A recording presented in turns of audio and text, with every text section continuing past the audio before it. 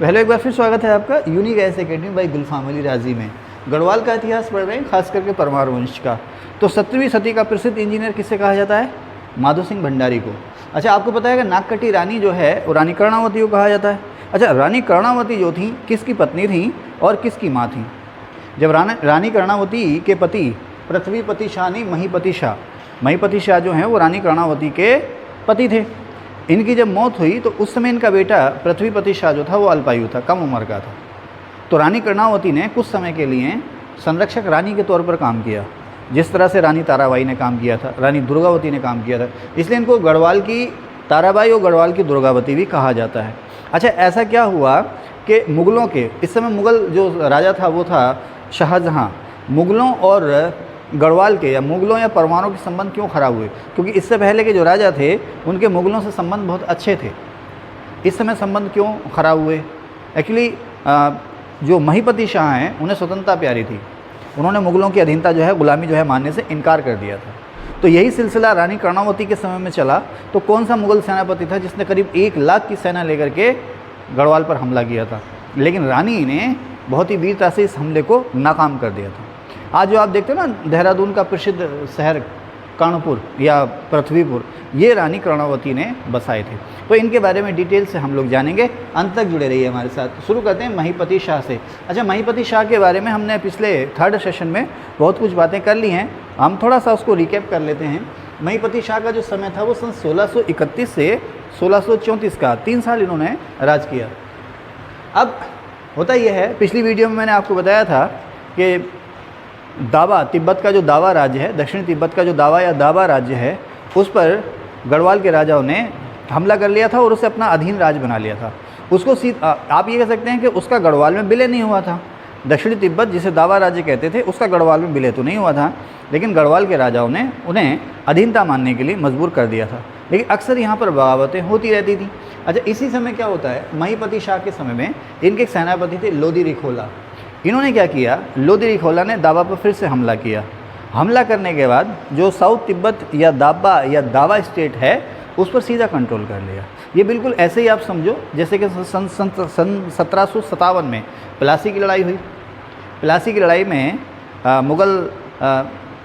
प्लासी की लड़ाई में जो बंगाल का नवाब था वो हार गया। बंगाल का नवाब कौन था? मीर कासिम, है ना। तो मीर कासिम पलायन कर गया, बाद में उसको पकड़ के मार दिया। अंग्रेज़ों ने प्लासी की लड़ाई के बाद बंगाल का नवाब बनाया था मीर जाफ़र को, है ना।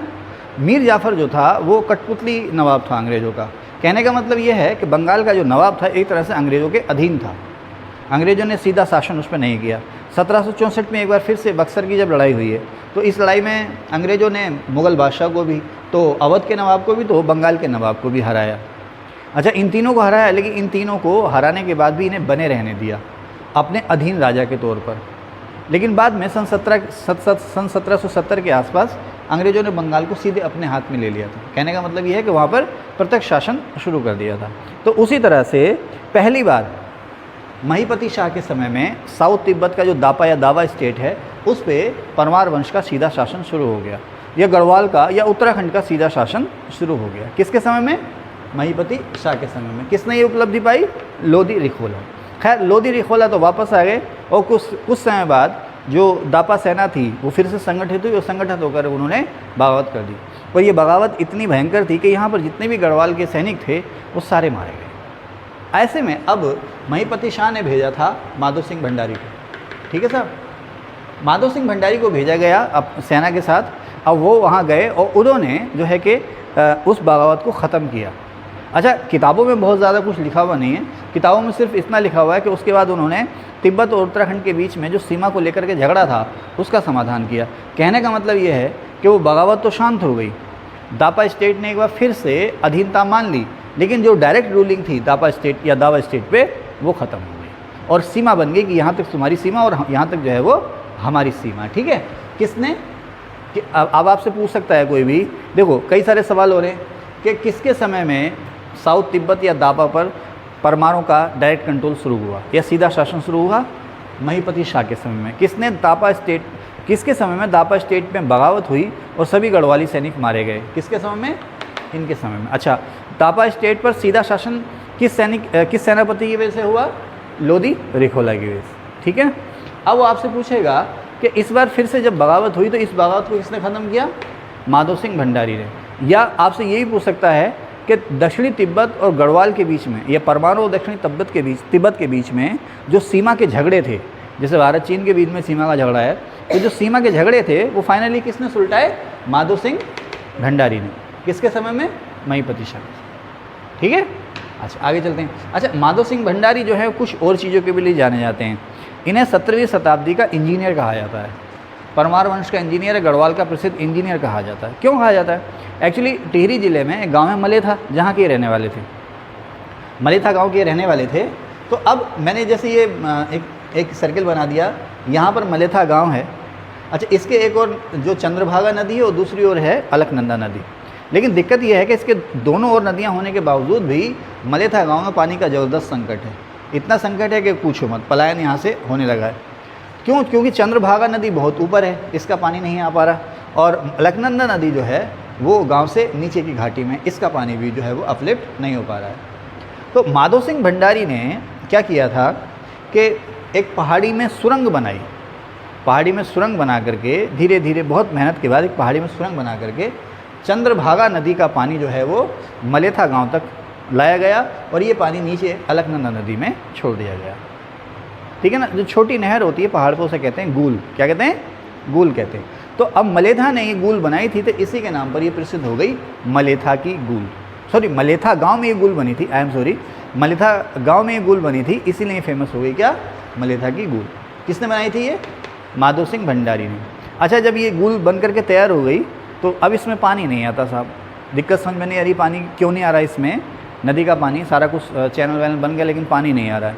तो बाद में ऐसा कहा जाता है कि माधो सिंह भंडारी ने अपने एक बेटे की बलि दी थी, उसके बाद इस नहर में पानी आ गया था। खैर जो भी है, तो मलेथा गांव में गूल किसने बनाई?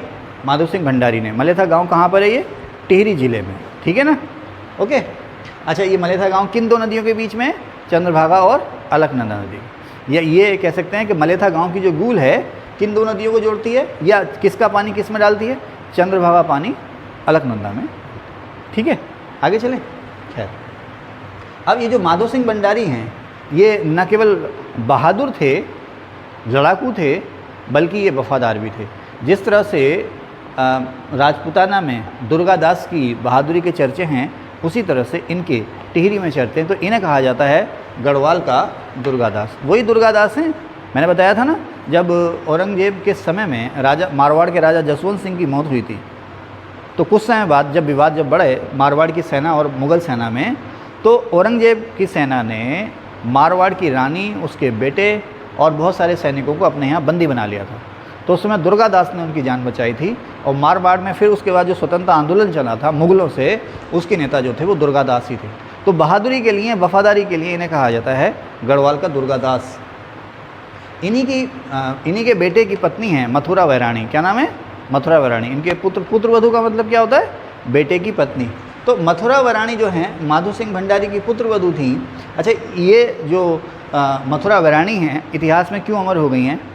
इनका एक लेख मिला है, जो कि लेख समझ रहे हैं ना भाई आप देख रहे हैं ना, ये सामने उत्तराखंड का मैप बना हुआ है, ये कागज़ से बना हुआ, ये भी तो लेख ही है यहाँ पर।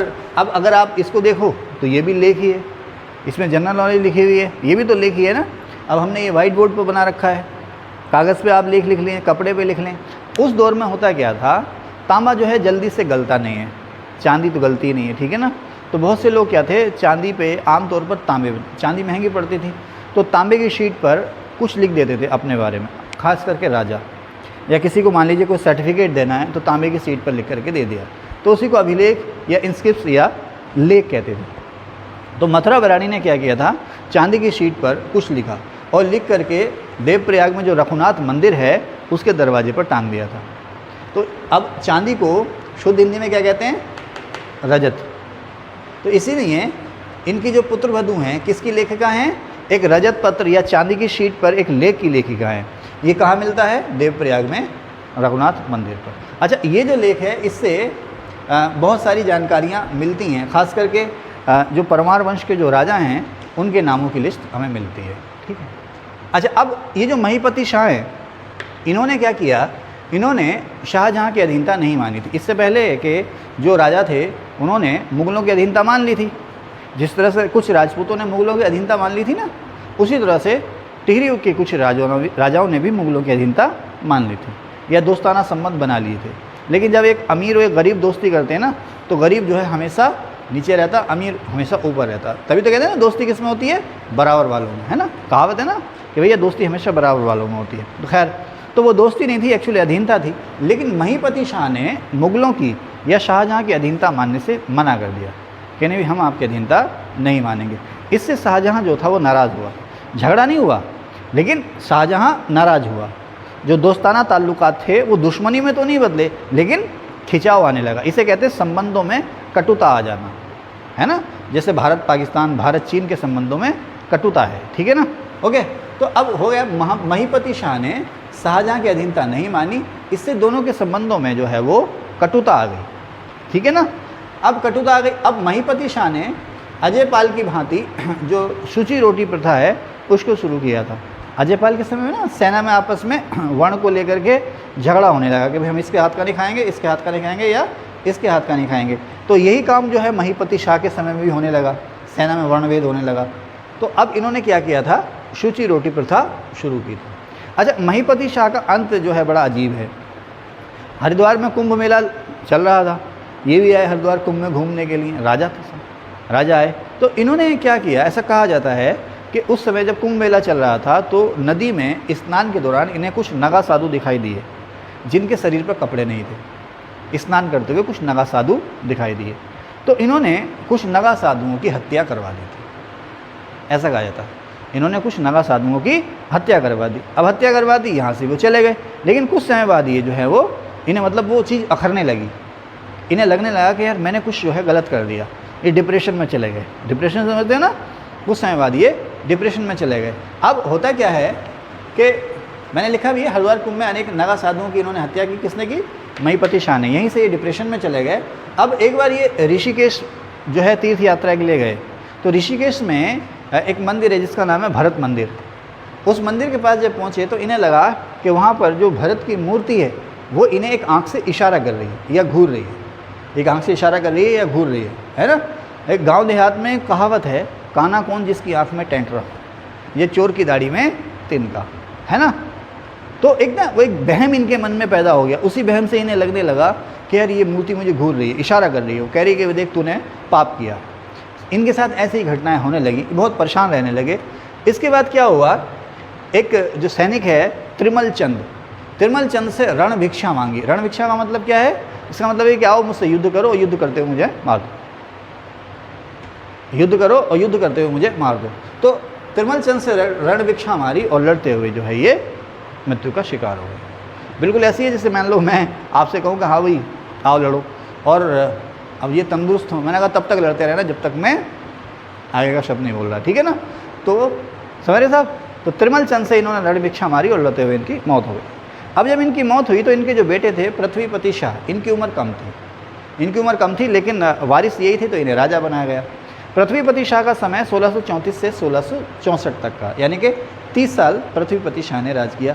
इसमें से कुछ समय जो है राजकाज में जो पूरा दखल रहा वो इनकी माँ का रहा।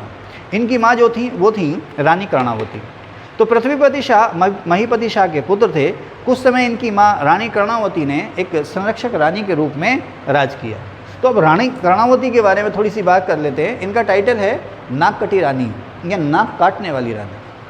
ऐसा नहीं कि इनकी नाक कटी हुई थी, ये क्या करती थी, चोर डकैत लुटेरों का या इनके खिलाफ जो बगावत करते थे उनका, या जो हमला करते थे या जो बंदी सैनिक होते थे उनकी नाक काट लेती थी। इसीलिए ये अमर हो गई इतिहास में नाक कटी रानी के नाम से, रानी कर्णावती।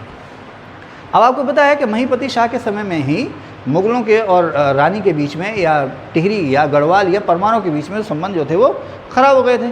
अब होता क्या है कि रानी कर्णावती जो कि महीपति शाह की विधवा हैं और पृथ्वीपति शाह की माँ हैं, इन्होंने भी मुगलों की अधीनता मानने से इनकार कर दिया। अब ये साहसी भी थी, वीर भी थी, दूरदर्शी भी। दूरदर्शी कौन होता है, जो दूर की सोच समझ करके फैसले लेता है। इन्हें अपनी आज़ादी प्यारी थी, स्वतंत्रता प्रिय थी, आज़ादी इनको प्यारी थी अपनी। इन्हें कहा जाता है गढ़वाल की ताराबाई, गढ़वाल की दुर्गावती भी इनको कहा जाता है। अब मुगलों के समय में इटली से एक यात्री घूमने आया था जिसका नाम था मनुची। क्या नाम था? मनुची। इसने अपनी भाषा में जो बुक लिखी है मुगलों के बारे में, भारत में जो मुगल एम्पायर है उसके बारे में, उस बुक का नाम है हिस्टोरियो डी मोगोर। शाहजहां औरंगजेब के समय में आया था ये। कौन? मनुची। ठीक है साहब। इसने बुक लिखी है हिस्टोरियो डी मोगोर। इस बुक के अनुसार या मनुची के अनुसार, मनुची के मुताबिक या हिस्टोरियो डी मोगोर के मुताबिक, या मनुची से बदलता है या हिस्टोरियो डी मोगोर से बदलता है, क्या बदलता है कि शाहजहां ने अपना एक दूत भेजा था रानी कर्णावती या पृथ्वीपति शाह के दरबार में। किसने दूत भेजा? शाहजहां ने। लेकिन रानी कर्णावती ने उस दूत का कोई उचित आदर सम्मान किया नहीं, है ना। इन्हें अपनी आज़ादी प्यारी थी, तो एक हद तक मेहमान जो आ रहा है एक हद तक उसका सम्मान किया, लेकिन एक हद से ज़्यादा नहीं। इतना सम्मान नहीं किया कि भाई पता चले हम तुम्हारे गुलाम हो गए। इससे शाहजहां और नाराज़ हो गया और उसने हमला करवा दिया। हमला किसने किया? जिसने हमला किया उसका नाम था नजावत खां। ये मुग़ल सेनापति था। मुग़ल सेनापति होने के साथ साथ हिमाचल में जो कांगड़ा रियासत है उसका सूबेदार भी था। ये कांगड़ा जो था मुग़लों के कब्जे में था, तो कांगड़ा का सूबेदार था नजावत खां, मुग़ल सेनापति था। इसने हमला किया। किसके साथ मिलकर के किया? सिरमौर के राजा के साथ। तो करीब 1 लाख सेना इसने जुटाई नजावत खां ने और गढ़वाल पर हमला कर दिया। लेकिन अब हमारे यहाँ का जो भूगोल है ना वो इस तरह का कि आप आ तो सकते हो, लेकिन आने और जाने का एक ही रास्ता है। और हमारे यहाँ युद्ध की रणनीति क्या है? जो भी मैदान से जो भी सेना आई हम पर हमला किया तो हम चुपचाप ऊंची ऊंची पहाड़ियों पर चले गए, उनको आगे आने दिया। उसके बाद फिर ऊपर से पत्थर बरसाने शुरू कर दिए, उनका रास्ता बंद कर दिया और उनकी रसद वसद का सारा रास्ता काट दिया, पत्थर बरसाने शुरू कर दिए। समझ रहे ना। इसीलिए पहाड़ पर ना तो कभी आसानी से कब्जा हुआ और कभी कब्जा हुआ तो कब्जा बरकरार ना रह पाया। एक मिनट रुक दो। जो भी हो, मुग़ल सेना बुरी तरह से हारी और उसके बहुत से सैनिक मारे गए। रानी ने बहुत सारे सैनिकों को बंदी बना लिया और उनके नाक कान काट लिए, जैसे कि उनका रिवाज था। ठीक है ना। अब खैर नजावत खां बच गया, लेकिन वो अब इतना डर गया, उसे पता था मैं हार के भागा हूँ, बहुत सारा नुकसान हुआ है, राजा यानी कि मुग़ल बादशाह अब मुझे पनिशमेंट तो ज़रूर देगा। इसने डर के मारे खुदकुशी कर ली थी नजावत खां ने। कई बार ये सवाल आया है कि किस मुग़ल सेनापति ने गढ़वाल से हार करके खुदकुशी कर ली, तो नजावत खां ने कर ली थी। इसके बाद रानी ने बिनसर देव मंदिर में छत्र चढ़ाया और मंदिर को ज़मीन भी दान दी या भूदान किया। अब इसके बाद रानी का सिलसिला यहीं नहीं रुका, उन्होंने पूरी की देहरादून घाटी जो है, देहरादून घाटी वो जीती और यहाँ पर कर्णपुर शहर बसाया। यहीं पर एक शहर बसाया पृथ्वीपुर या पृथ्वीपुर नगर, पृथ्वीपुर शहर बसाया और इसको अपना किला भी बनाया। खैर, तो अब दून घाटी जीतने के बाद इन्होंने यहाँ पर पृथ्वीपुर और कर्णपुर शहर बसाए। इसके अलावा इस एरिया में अब दून घाटी की ज़मीन जो है बहुत उपजाऊ है, तो सिंचाई के लिए इन्होंने यहाँ बहुत सारे तालाब खुदवाए, कुएँ खुदवाए, नहरें बनवाई, ताकि यहाँ पर खेतीबाड़ी जो है वो उन्नत हो जाए। अब इसके बाद टिहरी ज़िले में रवाई घाटी में इन्होंने एक नया शहर बसाया जिसका नाम है गढ़वालगढ़ी या राजगढ़ी, और उसे अपनी दूसरी राजधानी बनाया। इसके बाद फिर से मुग़ल सेनापति खलीलुल्लाह ने दून घाटी में हमला किया और दून घाटी को बुरी तरह से उजाड़ दिया। और आपको पता ही होगा कि औरंगजेब जो है वो दारा शिकोह को मार करके राजा बना था। दारा शिकोह का बेटा था सुलेमान शिकोह। ये औरंगजेब से बचते हुए गढ़वाल आया, किसकी शरण में? राजा पृथ्वीपति शाह की शरण में। लेकिन बाद में जब मुग़ल दबाव पड़ा तो इन्होंने यानी कि पृथ्वीपति शाह ने सुलेमान शिकोह को शरण देने से मना कर दिया और अपने यहाँ से जाने के लिए कह दिया। लेकिन पृथ्वीपति शाह के सुलेमान शिकोह के साथ, आइए एक मिनट बैठिए, सुलेमान शिकोह, हाँ करी सुलेमान शिकोह के साथ जो 2 चित्रकार आए थे, श्यामदास और हरदास, उन्हें अपने दरबार में इन्होंने संरक्षण दे दिया। Thank you.